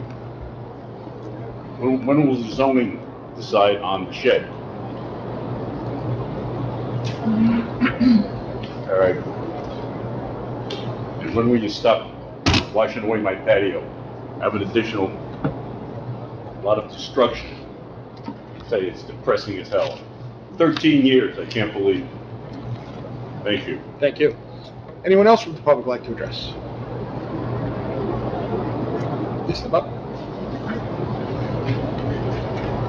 Randy Hitton, 443 Montclair Ave. I just have questions on the resolutions. 24-285, 24-291, Hold on. 285. 285, Okay. 291, and 294. Just an explanation of each, I'd appreciate it. Okay. 94. 285, 291, 294. Thank you. Okay, that's it? Okay, thank you. Anyone else from the public like to address? Seeing no one, motion to close the public session. Motion. Councilman Cruz, Councilman Bennett, all in favor? Aye. Against? Mr. Popoff. We know this has been a long process. I'm gonna let our administrator address it a little bit. I actually had a conversation with him just today or yesterday about... You say that every time. Okay, let me finish, Every please. time I Do you come- want an answer, or I won't give you an answer? It's that simple. Okay, we're gonna give you your answers, but there's things that have to be done the right way. And Mike, I'll let you... Go ahead. Thank you, Mayor. So, Mr. Popov, I've received the updated engineering plans for the repair of the pipe today from my borough engineer. So I have an email draft ready to send to you, but I will give you a call tomorrow. The next steps for this are, I have to amend the easement agreement as we discussed, so I will get that moving right away with our borough attorney. I will mail that to you so you can execute that. At that point, I'm going to send you some insurance paperwork because I'm trying to see if the borough can get our insurance to pay for your collapsed wall. Because, What's the time for the targets? yes, and then after that, I'm looking to start the construction on the pipe. So I'm hoping to get this all wrapped up by the end of September and we can start the work. So I will call you tomorrow. Thank you. Okay, thank you. I'm going to go back to you, Mike, on all three of them. 285 is the shared agreement, shared service agreement with the redevelopment agency. We had to make the redevelopment director a paid employee of the town, and that's what we're doing here as the shared service. But Mike, if you want to address that a little bit. Thank you, Mayor. I'll defer to the borough attorney. However, it's come to our attention that the position of executive director for the Pompton Lakes Redevelopment Agency has to be one of employment, not of professional service. So what we did was we're going to speak to a few candidates, and in the meantime, we need to establish a shared service agreement to set up that procedure, because the redevelopment agency does not have a standalone budget. They rely on the municipal budget. So the employee must be an employee of the Borough of Pompton Lakes, not one of the redevelopment agency, because they do not have a budget, therefore requiring the shared service agreement that we need to set up preemptively before the redevelopment agency does whatever they need to do for the position. I would just like to clarify that the redevelopment agency is the appointing authority for the position, not the governing body. But this shared service agreement is required under state statute. And so they will appoint an executive director, we will hire the executive director, and then lend the executive director back to the agency under the shared service agreement. So we approve the hiring? We do, we have a say, we are capping it, they appoint it. But I don't know that we have actually a say in the hiring. The governing body is not the appointing authority. We are not the appointing authority. We do not have a say They on the appoint the employee. executive I director. mean, do we want to go down that We make road? it an employee. They'll We pick- have to. Yeah, they'll pick who they want. Unless you want to give the. I get it as a law, but we have no say. Unless you want to give them a Again, what? this is the redevelopment agency. God knows we've had our share of discussions already about this. So again, so this is a position that's appointed, that all we do is just say, okay, and we have no say at all. So by law, there has to be someone. I get it. I get by law, but that we have no say on it is the question. I get it by law. Well, it's their director. Why would we be picking their? Well, the redevelopment agency can easily be disbanded So if we by a disbanded, that modification of an position ordinance. goes What away? happens to that position? It goes what? That position It goes would, away then. we're required by law Yeah, I know, but to come have an on. executive director. It's the way we have to. I get that it's law. The problem that I have is that we have no say on the candidate. It could be anybody. It could be the best friend of anybody. It could be, how do we know? We're just taking it at face value without having any input on it, regardless if it's legal or not. It's the hiring, the oversight. And I'm not talking about disbanding redevelopment because that's not the answer. It's just the overall position. Just surprising that we don't have a say as a governing body for a position like that. If we did eliminate the redevelopment agency, could the borough on its own hire a redevelopment director? in that position? Absolutely, yes. So we don't actually need the redevelopment agency to have a redevelopment director. Well, that's not, just to be clear, that's not the direction that I'm going. Okay. But then you would have No, no, say in the person. No, I know, but that's not the direction that I'm going. I just want to be clear. That's all it is. I just find it odd that legally they need to have it, but that we have no say on who they hire. That's all. Just wanted to put it And out the there. reason for that is they don't have a budget. And that's really the Yeah, but he's coming off our budget, right? Yeah. But he's not, but we don't have no say on the hiring. Hang on a second. This is to answer a question about what this resolution is about. We're not having deliberation on the specific resolution right now. We should wait until we're in So this is just adoption of this explaining what it resolution. is. We can pull it and have this Right, we can discussion, pull it and talk about but it. that's not what this open public session is right now. You're correct. All right, so 291, Mike, you want to talk about the safety improvement on the? Do you want to? Thank you, Mayor. So I'm working with the Business Improvement District right now. to improve the alleyway that is adjacent to the former Town and Country Deli. So the Business Improvement District has approached us.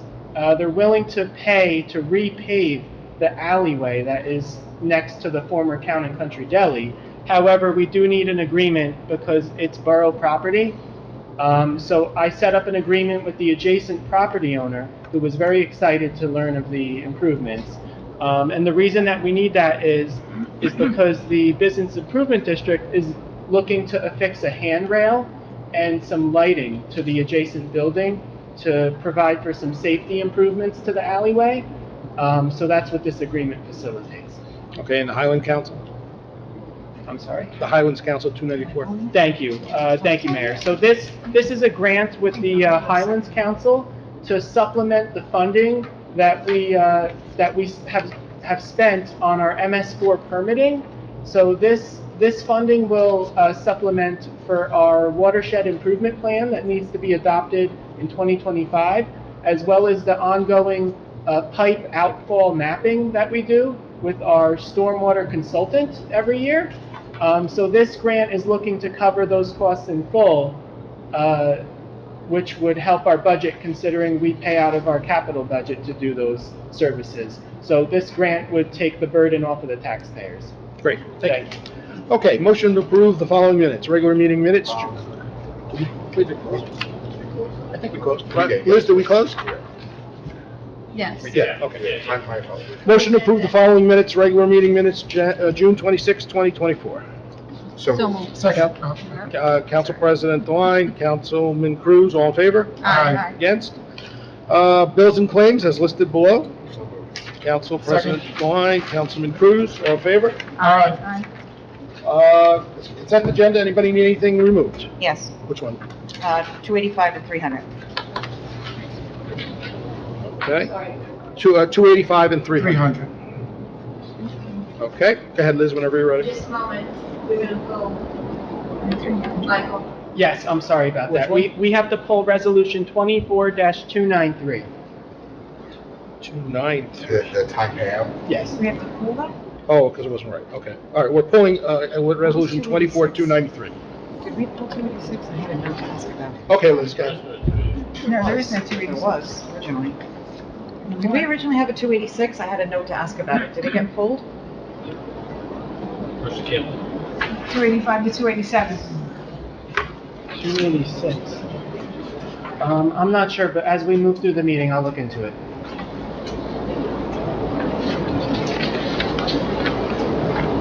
Okay, whereas the mayor and council of Borough Council proposed resolution, whereas the mayor and council of Borough Council does desire to remove resolutions for individual action, now therefore be it resolved that the following resolutions on the consent agenda are hereby approved. Resolution 24-282 through resolution 24-300, and we're going to be pulling 24-293. And 24-300, did you say that? 85 and 300. 285 and 300. 285 and 24-300, we're pulling. Yes. Okay, is that what you said? Yes. Okay. Okay, can I have a motion? Motion? Second. Councilwoman Kent, Councilwoman Kilberg, all in favor? Aye. Against? Okay, 24-285, which we just started the conversation about. Does somebody want to continue it? What question? Well, yeah, I'm confused now. I believe last year, or the year before, we did hire the executive director. I think he's in the audience. We hired him. So 2 years. 2 years ago, 2 years with in a row. when Kevin was around. I think it was with. I can't say if I remember what we did, but the question that has actually come up from the person who holds the position now of why we have to do what we're doing. So he has to be a town employee. That's the rule. Because right now we have a contract with him as an outside vendor. No, we don't actually. He's passed his contract right at this point. Oh, okay, so that expired. Right. Oh, okay, I see. And what we realized is that it was done incorrectly then. It was not, you should not have been hired as a consultant. That the executive director needs to be an employee of the borough. So that's why we're going through this different approach. But it doesn't change the fact that the statute calls for the redevelopment agency to be the appointing authority. They choose, we hire, then give that person back to them to be their executive director under the shared service agreement. Okay, I agree with Councilman Cruz's concern. Yeah. That we don't get, we pick everybody, we hire everybody. Yeah. Why is this different? My question is, why is this different? Is that what you're asking, Councilman Cruz?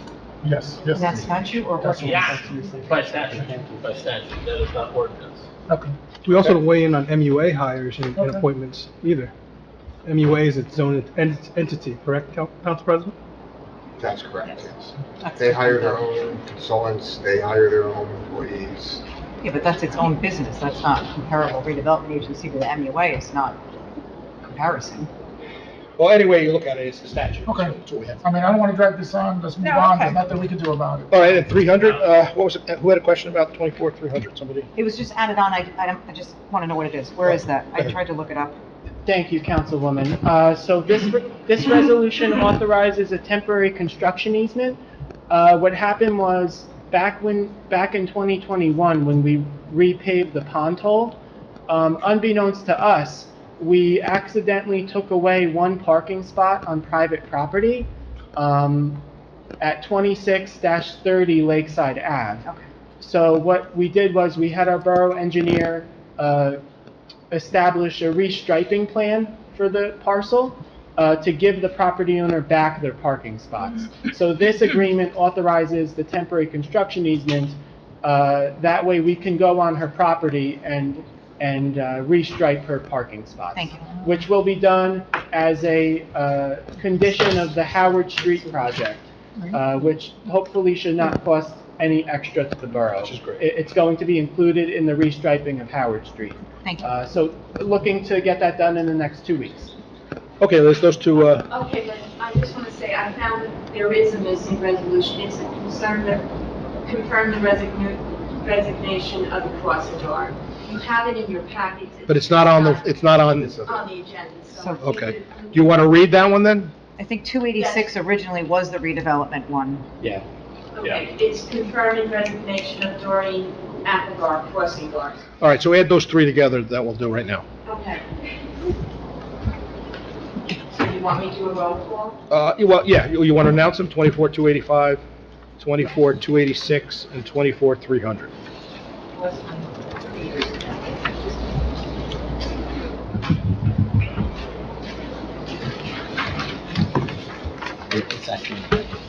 John. Okay, so we're going to do 285, 286, and 300. Correct. Resolution. Yep. And we're going to do a motion? A motion, yeah, can I have a motion? And you're removing 287? I'm sorry. You removed 287? 293, right? 293 was moved. But 287 is, that's in, right? Yeah. Yeah. Okay, that's still in, okay. I'll make a motion. Council President DeWine, Second. Councilwoman Polidori, all in favor? Aye. Against? Okay, got past that. Ordinances. It's only one. Can't mess this one up.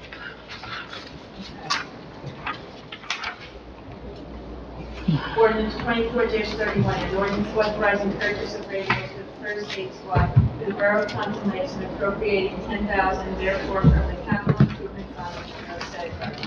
Motion to approve ordinance 2431 for introduction. So moved. Motion. Council President DeWine, who's the, Councilwoman Polidori, all in favor? Aye. Roll call, please. Ready, roll call? Okay.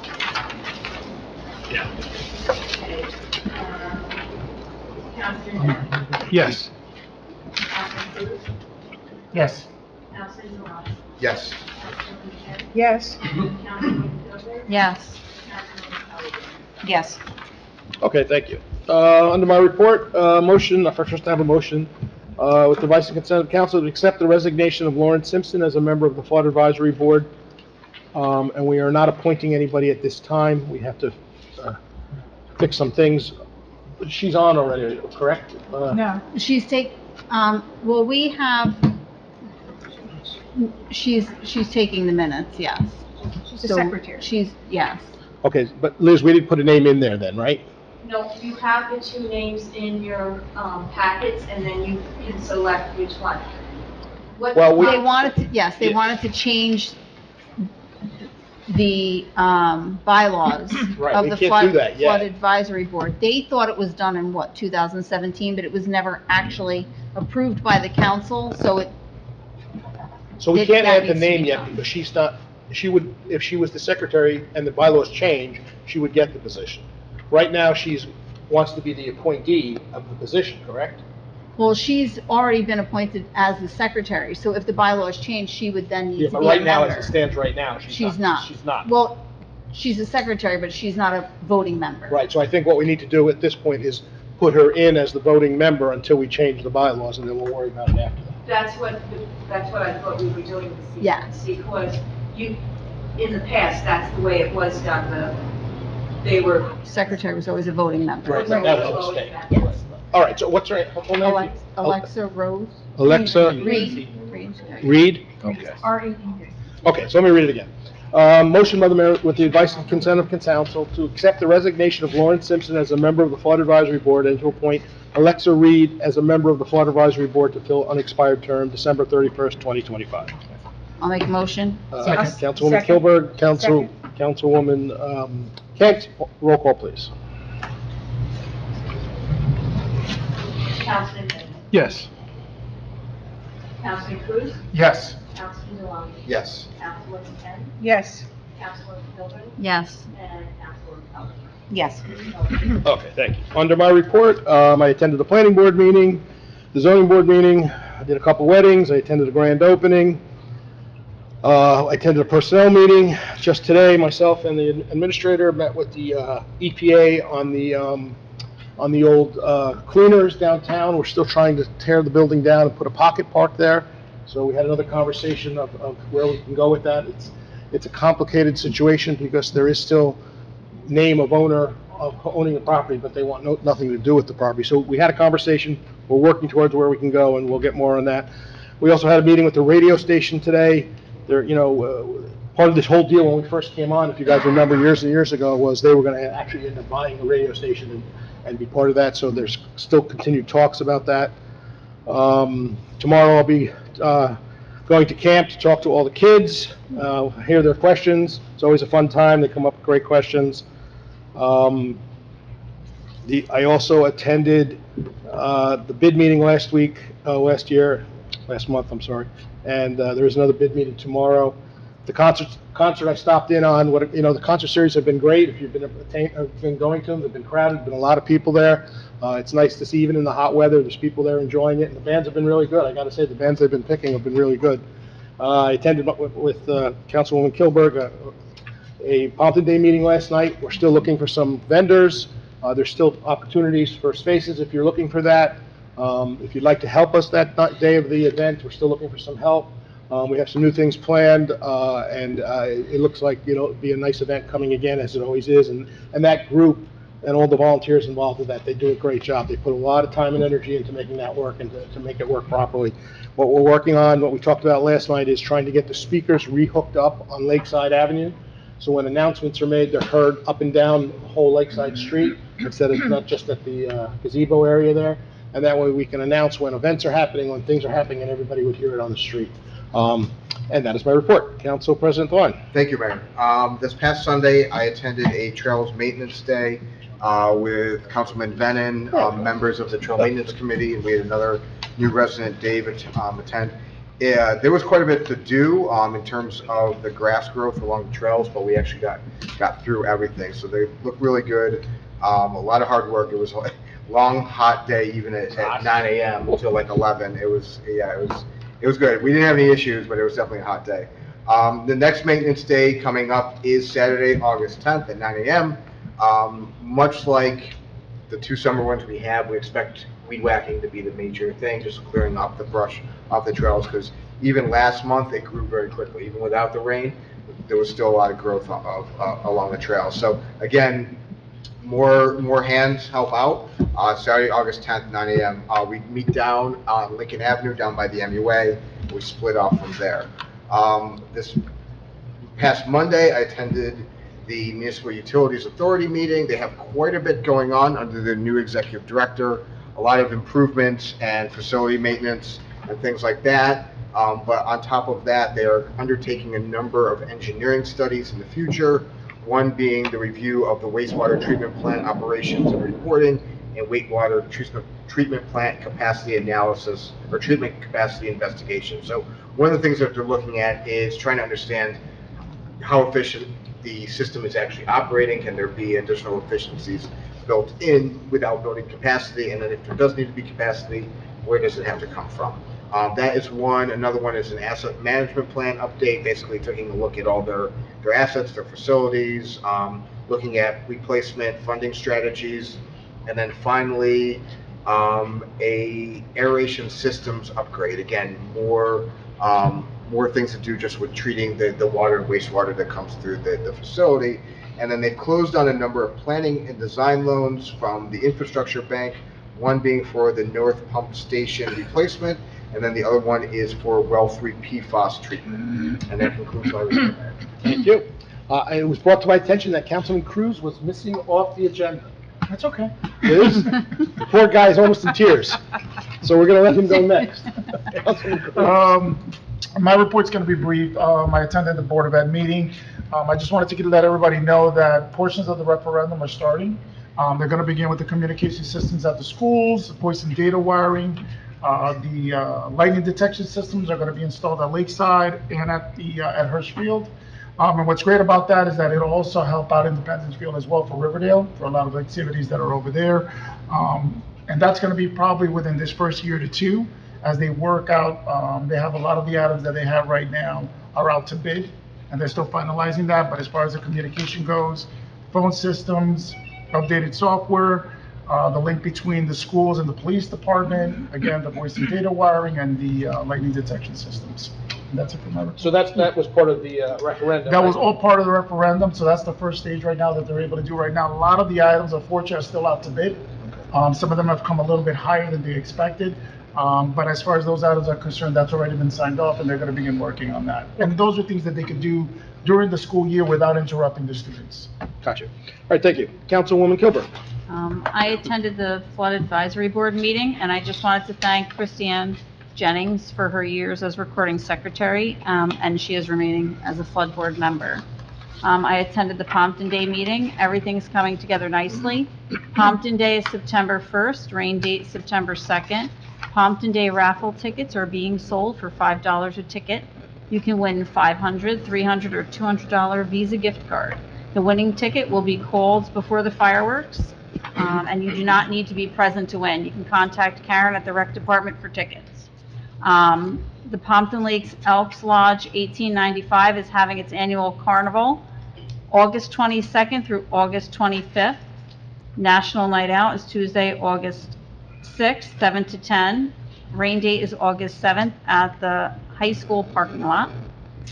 And then Monday, July 8th through August 19th, the Pompton Lakes Rec is hosting adult volleyball, 6 to 8 p.m. at Hirschfield Park. And then I think, what do I have? Oh, Monday, July 8th through August 19th, and Wednesday, July 10th through August 21st, the Pompton Lakes Rec is hosting adult pickleball, 6 to 8 p.m. And that is my report. And I think we learned last night that the Elks has offered their property during Pompton Yes. Day to park, which is very nice of them. For free. And it makes it a big convenience for a lot of people, because that's a big Yes. lot to park. So on Pompton Day, the Elks parking area will be open for parking for Pompton Day, which is Yes. very nice of them to offer that. Mayor, I just want to ask Councilwoman Yep. Kilburn, they're doing the senior luncheon, right? Saturday. Yes, Did Saturday. you mention that? 'Cause I didn't hear it. No. Oh, okay. Senior picnic is, but I thought, I didn't say it because I saw it at the bottom here. I thought somebody would mention it Oh, before the meeting was over. Councilwoman Polidori. Thank you. I attended a few personnel and finance meetings. I also signed the monthly bills. I attended and served at speaking of the Elks pasta night, the last pasta night they had was for the benefit of our Explorers, our St. Mary Explorers, and it was probably one of the largest turnouts they've had in quite some time. I think they had a record-breaking evening that night. So it always makes me really happy when we have multiple community organizations come together to raise funds for our own people. So that was for the benefit of our explorers, great turnout. Thank you for putting this together. That was really, really helpful. It was important to hear, especially with them being new to us, what we can expect from them and what kind of assistance we'll have looking at these pilots going forward, particularly the aspect of asking some of these developers to start helping out with some of the projects in town and giving back. The Civic Center, that was after the fact, so those discussions need to be had in the beginning. That actually came to fruition because of damage that was done, so it's not, they didn't offer to do that, they are repairing, but we should make sure that we, in fact, do have that conversation at the beginning. And the A1, I saw a post. Are you going to discuss that in your report? Okay. And then just one other question. Do we have a liaison for the Chamber of Commerce? I think I see that it is you? Okay. I've tried to reach out a couple times, so maybe you can help me. I'm not getting a response. And I know as three of us, all members of Women's Club, over the past couple of years, there has been money that the Women's Club has shifted to the Chamber for a flood victim fund. And we had some significant flooding for the first time in a long time in town this year. And there was no offer to help or make mention of that. So I don't know, as a liaison, what the role is, what connectivity we have with them, but there is no website, there's no information, there's nothing. So if they have those funds, especially funds that they're collecting from other community organizations that volunteers support, there should be a way for that to be disseminated to the public so that the public knows when there are floods. The Chamber has actually collected money for years to support them, and it should be distributed to the community. So I can't get an answer. Maybe you can reach out. I can answer that question directly. It did come up about two months ago, and Jean Hoffman is the newer treasurer. Jane Crutcher died, passed away, and I think she was handling it, but now Jean is handling it. So what they do is they do have a dedicated fund now of, I believe it's $1,200, and that was Women's Club donation to the Chamber for flood victims.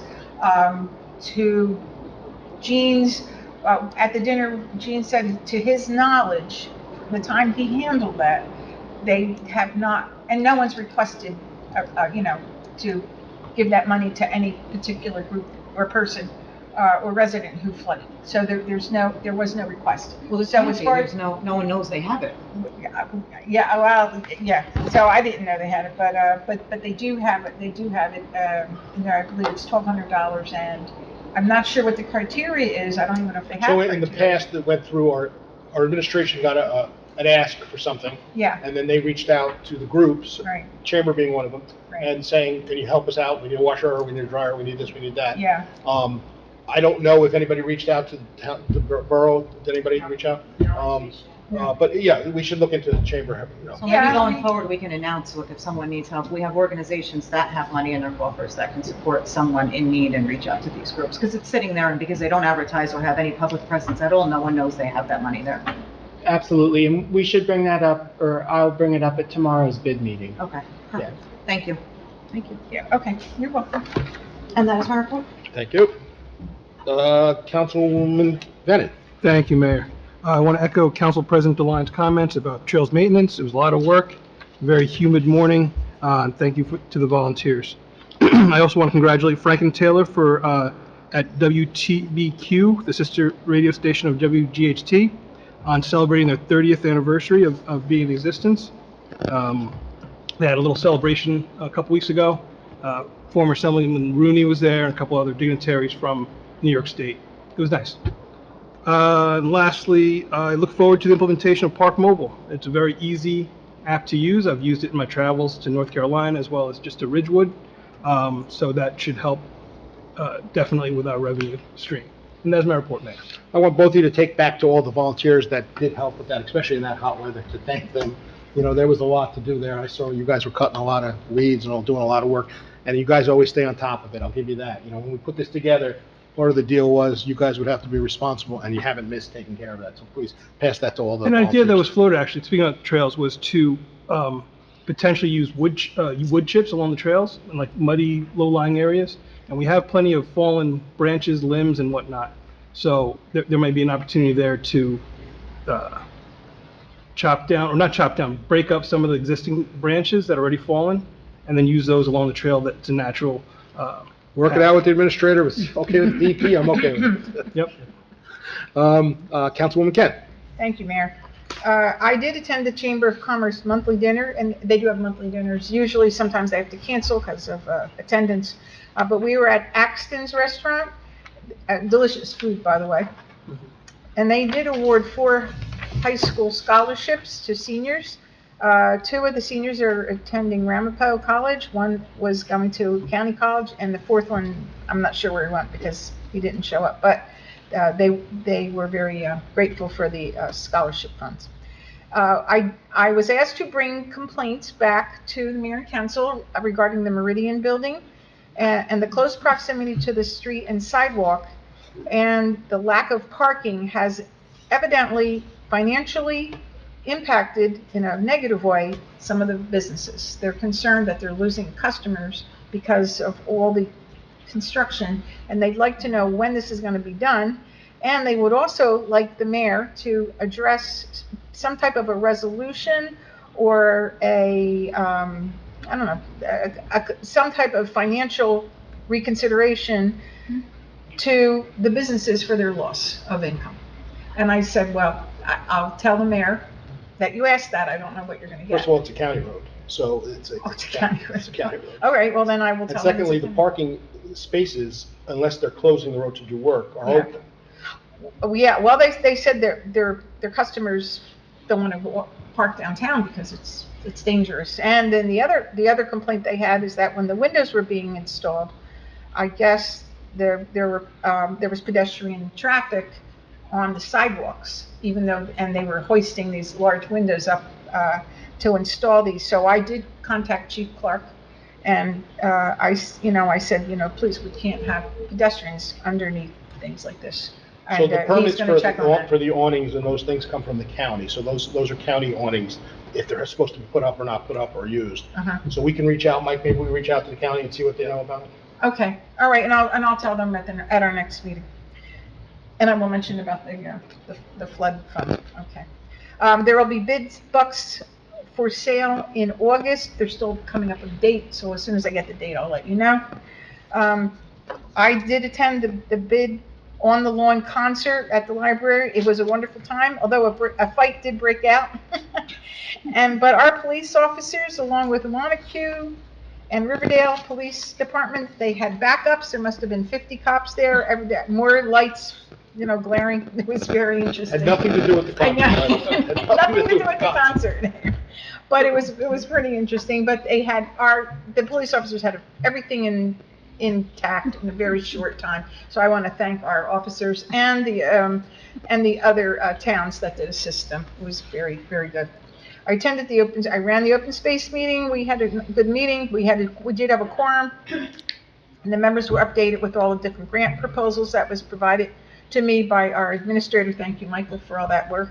And he said the sponsors to the dog park are coming in. So Jennifer, I give you credit for that. It was a good program. And we also talked about something new. In other towns, evidently, in the open spaces and the park areas, the trees that are dead, pretty much, like they're just hanging out there and they're just waiting to fall over. Those trees are usually removed with open space monies. So, and now this was suggested by arborist John Linson during a site visit that he was having with our shade tree commissioners. And they suggest that if we have, and the reason that this came up is because of all the storms that occurred.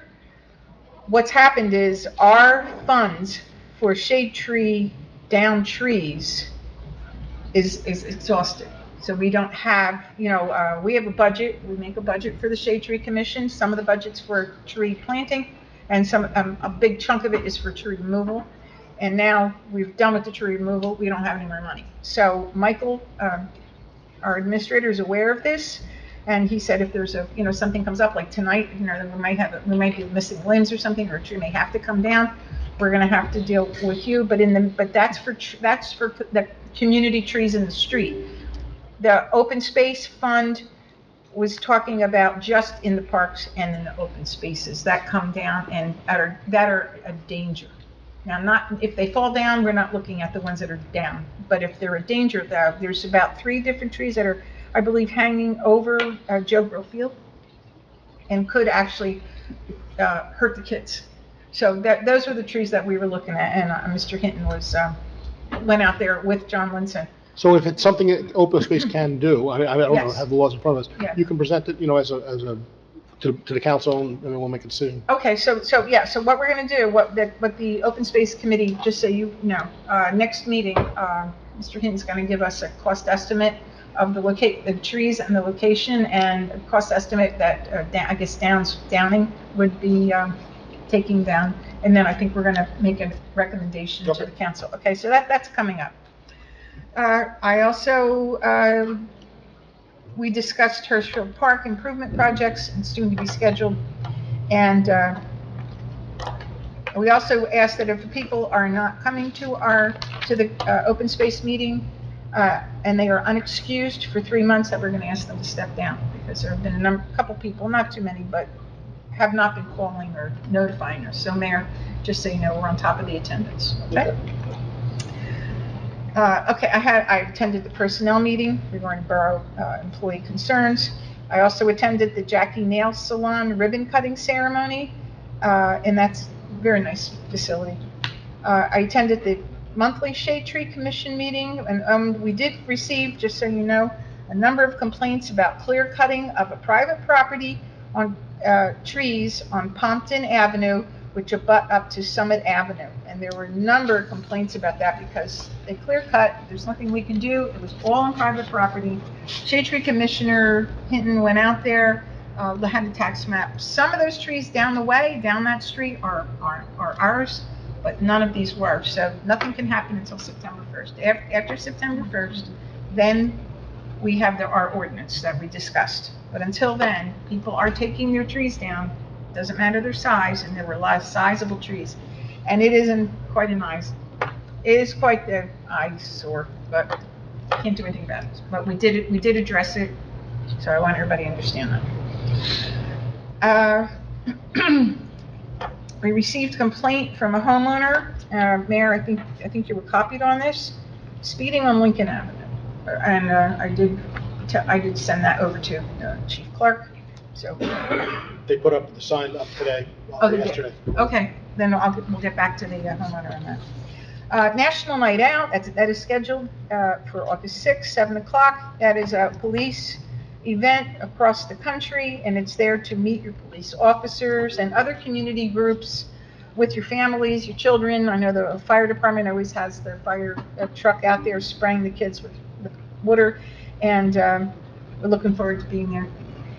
I met with, so the other day, as part of my chamber liaison, I met with the chief editor of the Wayne Lifestyles magazine. His name is Phil Barone. He's a wonderful, very smart man. This is the Wayne Lifestyles magazine. It's a beautiful magazine. It's all, I call shiny pictures, it's not like paper. And he is interested in doing an article on Pompton Lakes and the downtown community. And I told him that he should be working with you, Jennifer, on the bid, and the Chamber of Commerce on this project. And what he wants to do is, there's a section here that they have every month, and it's called City Scene. And so he'll do something on that, and then he does a couple different articles. So he's going to meet with them, and I'm going to organize that. Contact info? Yes, I will.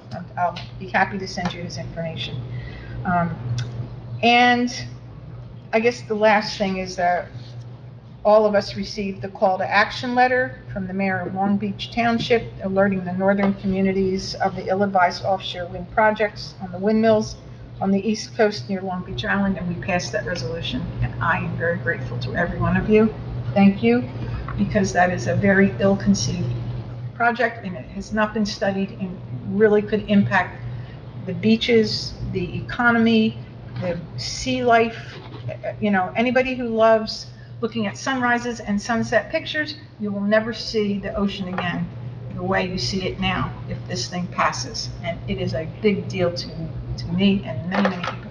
So I want to thank you all for passing that. And that is my report.